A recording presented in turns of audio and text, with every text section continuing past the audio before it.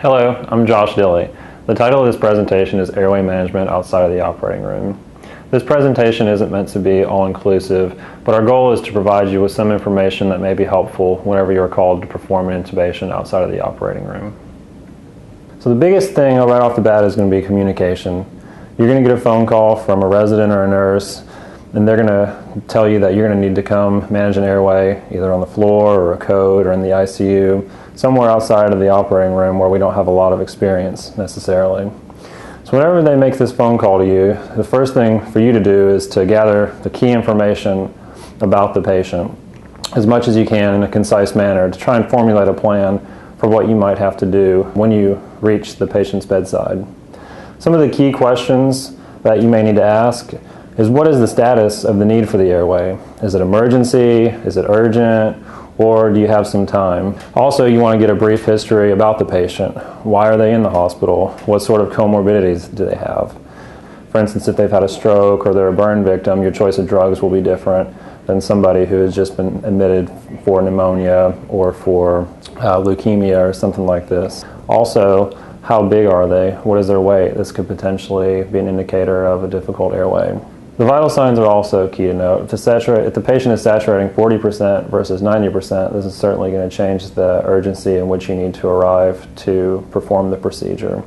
Also, the labs are very important. What is their ABG? What is their potassium? These sorts of things are going to dictate what sort of medications you use for the patient. Also, you may need to ask them, do they think this is a difficult airway for some reason? The patient may have micronathia, they may have a trach or a mass in place, which could complicate things. Also, during this time, determine what resources are available in the setting and communicate to them what resources they may need to have available for you. Who are going to be supplying the drugs? Are you going to be bringing them, or is the nurse going to have them ready for you when you get up there? Also, which ones do you want? It takes time to get these drugs, and so communicating before arrival will help facilitate the process of performing the intubation. Will there be other tools available? The laryngoscope, the blades, the endotracheal tubes? Is there emergency airway equipment available, a Crite kit, an LMA, a bougie, a fiber optic scope, etc.? These are all important things that you need to know. That way you can be prepared to bring whatever you may need to bring with you instead of getting up to the floor of the ICU and not having what you may require to perform the procedure. Also, you may want to have suction available, a bag valve mask or ambu bag, and a free-flowing IV. So whenever you get to the scene, you need to act quickly to evaluate the patient and determine the direness of the situation. Are they stable? Is it a difficult airway? Do you need backup? What is the plan? And also you need to evaluate to make sure that the essential tools are available and are functioning. And then also, while you're there, do you need any additional support? Are there any items that you don't have that you will need? And you want to have all this stuff ready before you push the drugs and get ready to perform the procedure. So during the performance of the intubation, you're in control of the room. Oftentimes you're working with people who don't have as much experience with the airway as you do, and they're looking to you for guidance.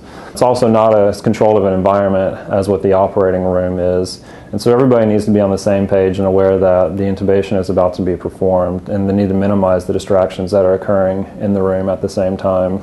During this time, before you push the drugs and get ready to intubate, the patient needs to be in an optimal position. A lot of times in the floor beds or the ICU beds, the patient can be sunk in the bed and their position can be suboptimal. So you need to get them close to the head of the bed and get them in a position where you can easily ventilate them and perform the intubation. Once you have pushed the drugs and performed the intubation, you need to confirm the placement with equal bilateral breath sounds, place an end-tidal CO2 detector, make sure that there is positive color change, and that the oxygen saturations are improved and stable before securing the airway in place, and definitely before leaving the room. Another valuable piece of information that you need to be familiar with is the ASA difficult airway algorithm. You need to have this memorized before you perform intubations on the floor outside of the operating room, and optimally you should know this before you perform intubations in the operating room, because you never know when something's going to go wrong.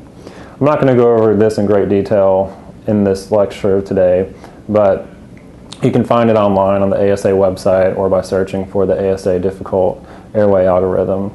The important things to know especially with this, is the utility of the LMA, which can take you from a difficult emergent airway to a non-emergent category and buy yourself some time if you can place a LMA and ventilate the patient. And now for some of the most commonly used induction drugs. Starting with propofol, the dosage is around 1 milligram per kilogram. You want to titrate to this to effect. Obviously, if the patient's blood pressure is low and they're not very lucid, you wouldn't want to give the full 1 milligram per kilogram, because you want to use it with caution due to the hypotension that often results after a propofol administration. Etamidate's another good choice for induction. The dose is 0.3 milligrams per kilogram. Better maintenance of normal tension. However, in the chronically ill, it can cause refractory hypotension. Ketamine is also another option. The dosage is 1 milligram per kilogram. It is good for maintaining spontaneous respiration. It can cause hypertension and tachycardia, however. So you want to be careful with that. And somebody that has increased ICP or hypertension or is tachycardic at baseline. It's also a myocardial depressant in the catecholamine depleted, so you can sometimes get a severe hypotensive episode, and somebody you wouldn't necessarily expect that to happen. The paralytics that are often used, most common is succinylcholine, which is 1 milligram per kilogram for the dosage. It's rapid, short-acting. However, it can cause or exacerbate hyperkalemia and must be used with caution in those that have neurologic injuries and burn patients. Rocuronium is another good option. The dose is 0.6 milligram per kilogram. It does not cause hyperkalemia, however, it does last significantly longer, typically about 20 to 30 minutes with an intubation dose. So this concludes my presentation of airway management outside the operating room. Truly the best way to become proficient at these skills is by performing the intubations and gaining the experience that comes by only doing the procedures itself. This lecture wasn't meant to be all-inclusive. However, in reviewing these slides on your own time, I hope to provide some useful tips that you can use whenever called to perform these procedures outside of the operating room.